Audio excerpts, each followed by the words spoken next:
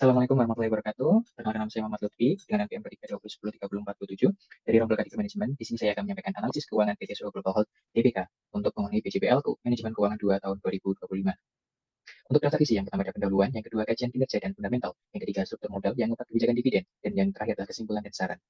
Untuk pendahuluan, PT Suhu Global Health TBK atau yang dikenal dengan kode emiten Suhu didirikan pada tahun 1946 dengan nama awal yaitu NP Asia Handel Matsavich atau kini dikenal dengan PT Asia Industri Farmasi didirikan oleh Tan John Lim sebagai perusahaan farmasi yang berfokus pada produk injeksi. Kemudian dalam periode tahun 2022 dan 2023, kepemilikan dari PT Suhu Global Health TBK dikuasai oleh perusahaan asal New South Wales yaitu Tiberias Antisec Pty Ltd dengan 37,918%. Kemudian terdapat dua perusahaan lain yang memiliki kepemilikan di atas 10%, yaitu Medisia Investment Holdings Pty Ltd dan Cascade Creek Pty Ltd. Kepemilikan masyarakat pada tahun tersebut adalah sebesar 9,012%. Kemudian ada kajian kinerja dan fundamental. Yang pertama ada NOWC atau Net Operating Working Capital pada tahun 2022 terdapat 2 triliun 252 miliar 689 juta. Dan pada tahun 2023 ada 2 triliun 221 miliar 516 juta. Dari kedua tahun tersebut terdapat kesimpulan bahwa NWC-nya turun 31 miliar 173 juta rupiah. Kemudian ada total operating capital pada tahun 2022 ada 2 triliun 636 miliar 209 juta dan tahun 2023 2 triliun 605 miliar 816 juta atau turun sebesar 30 miliar 393 juta. Kemudian ada net operating profit after tax atau NOPAT pada tahun 2022 terdapat 355 miliar 396 juta 860 ribu rupiah dan tahun 2023 terdapat 361 miliar 448 juta 880 ribu rupiah atau meningkat sebesar 6 juta atau meningkat sebesar 6 miliar 52 juta 20 ribu rupiah. Kemudian terdapat market value add atau MVA tahun 2022 sebesar 4 triliun 457 miliar 682 juta 696 ribu 575 dan pada tahun 2023 sebesar 3 triliun 946 miliar 743 juta 195 ribu rupiah, turun sebesar 510 miliar 939 juta 501 ribu 575 rupiah. Dan kemudian ada economic value add atau EVA tahun 2022 sebesar 161 miliar 162 juta 460 ribu rupiah dan tahun 2023 sebesar 169 miliar 521 juta 40 ribu rupiah atau meningkat sebesar 8 miliar 328 juta 580 ribu rupiah. Yang keenam ada basic earning power pada tahun 2022 terdapat 10,73% dan 2023 10,05% atau turun sebesar 0,68%. Kemudian yang ketujuh ada return on investment pada tahun 2022 terdapat 8,4% dan 2023 8,05% atau turun sebesar 0,35%. Yang kedelapan ada return on equity pada tahun 2022 terdapat 15,40% dan 2023 15,39%. Turun hanya 0,01% saja. Kemudian ada yang kesembilan ada operating profit margin pada tahun 2022 6,25% dan 2023 5,65%, turun 0,6%. Yang ke-10 ada inventory turnover, 2022 terdapat 5,25 poin dan 2023 5,43 poin atau meningkat 0,18 poin. Yang ke-11 ada receivable turnover, tahun 2022 terdapat 1,14 poin dan 2023 1,09 poin, meningkat 0,05 poin. Yang ke-12 ada fixed asset turnover, pada tahun 2022 terdapat 1,91 poin dan 2023 1,86 poin, turun 0,05 poin.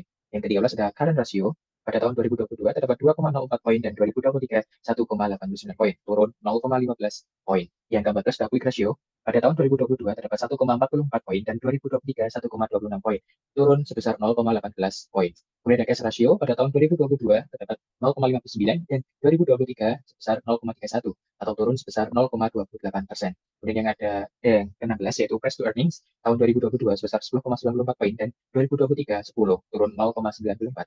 Kemudian ada price to book tahun 2022 terdapat 6,48 poin dan 2023 5,98 poin, turun 0,5 poin. Dan yang terakhir ada market to book tahun 2022 2,85 poin dan 2023 2,65 poin, turun 0,2. Yang selanjutnya ada struktur modal. Pada tahun 2022 sekitar 5,9% modal itu terdiri dari utang jangka panjang dan 94,25% terdiri dari ekuitas atau modal sendiri. Sedangkan pada tahun 2023 terdapat peningkatan dari modal dari utang jangka panjang yaitu sebesar 6,32% dan 95,68% berasal dari ekuitas. Total liabilitas PT Suhu Global Health Tbk pada tahun 2022 sebesar 2 triliun 47 miliar 44 juta rupiah dan tahun 2023 sebesar 2 triliun 347 miliar 862 juta rupiah. Untuk struktur modal selanjutnya yaitu teori struktur modal yang relevan dengan prinsip Pareto TBK adalah teori signaling, di mana teori ini berfokus pada informasi yang dikirim oleh perusahaan struktur modal. Perusahaan yang memiliki prospek baik cenderung lebih berani mengambil utang karena mereka yakin dapat memenuhi kewajibannya.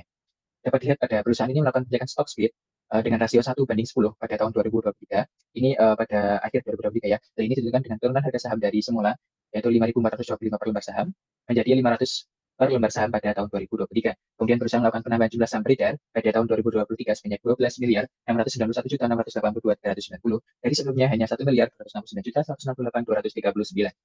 Kemudian ada kebijakan dividen dari PT Soho Global Health Tbk, yaitu meningkatnya rasio antara dividen yang dibayarkan terhadap laba bersih yang diperoleh oleh perusahaan atau dividen payout ratio pada tahun 2022 dan 2023 terdapat peningkatan sebesar 15,8%, namun masih dalam laba bersih, yaitu 500 per lembar saham, belum adanya pemecahan dari 500 menjadi 50. Jadi untuk tadi yang sudah dihitung adalah per Juli 2023, sedangkan untuk pemecahan sahamnya sendiri terjadi pada 15 November 2023. Kemudian ada relevansi kondisi dividen untuk masih signaling teori, yaitu peningkatan dividen payout ratio 23,6% menjadi 39,4%. Kemudian ada kebijakan stock split, di mana perusahaan PT Sogo Global Health Tbk ini berani mengambil langkah untuk stock split dengan rasio 1:10. Sehingga perusahaan itu memiliki percaya diri bahwa mereka dapat menambah modal untuk tahun berikutnya dengan mengadakan stock split tersebut. Kemudian tingkat laba yang lebih tinggi di tahun 2023 menunjukkan kinerja perusahaan yang kuat. Kesimpulan dan saran. Dari analisis yang sudah saya lakukan tadi, terdapat beberapa kesimpulan dan saran. Di antaranya, analisis komprehensif terhadap kinerja keuangan PT Soglo Tbk menunjukkan tren beragam. Perusahaan mengalami penurunan modal kerja terbukti dari kontraksi pada net operating working capital atau NOWC dan total operating capital. Namun, di sisi lain, Soglo berhasil mencatat peningkatan signifikan dalam profitabilitas dengan net operating profit after tax melonjak 6.052.020 rupiah. Dari demikian, terdapat pelemahan dalam kemampuan fundamental perusahaan menghasilkan laba dari aset dan modal yang diinvestasikan sebagaimana tercermin dari penurunan basic earning power, return on investment, dan operating profit margin. Dalam pengelolaan aset, efisiensi penjualan persediaan meningkat disebabkan dengan peningkatan inventory turnover. Namun, terdapat penurunan dalam pengumpulan piutang dan efisiensi pengelolaan aset secara keseluruhan yang terlihat dari penurunan receivable turnover dan fixed asset turnover. Kemudian kondisi likuiditas perusahaan itu memburuk, ditandai oleh penurunan current ratio, quick ratio, dan cash ratio. Baliknya, nilai pasar saham jadi lebih menarik yang diindikasikan oleh penurunan harga saham serta rasio price to earning, price to book, dan market to book. Dari sisi struktur modal, terdapat peningkatan risiko sebesar 0,57 poin akibat penambahan utang terhadap operasi keuangan perusahaan. Positifnya, kebijakan dividen menunjukkan tren progresif dengan presentasi laba bersih kepada pemegang saham meningkat 15,8%. Kemudian terdapat saran, yang pertama optimalisasi manajemen modal kerja dan likuiditas, yang kedua peningkatan efisiensi aset dan profitabilitas, yang ketiga evaluasi struktur modal dan mitigasi risiko, yang keempat strategi pemanfaatan nilai pasar yang menarik, dan yang terakhir komunikasi konsisten dan investor mengenai kebijakan dividen 2022 dan 2022. Sekian presentasi dari saya. Apabila ada kesalahan, kami mohon maaf. Wassalamualaikum warahmatullahi wabarakatuh.